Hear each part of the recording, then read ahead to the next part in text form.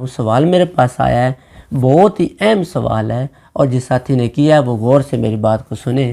اور سوال بڑا اہم ہے، بہت ضروری ہے آپ کے لیے جن لوگوں نے روزے رکھے، روزے کی حالت میں آپ کے اوپر بیماریاں اللہ تعالیٰ کی طرف سے آتی ہیں، تکلیفیں اللہ تعالیٰ کی طرف سے آتی ہیں، تو روزے کی حالت میں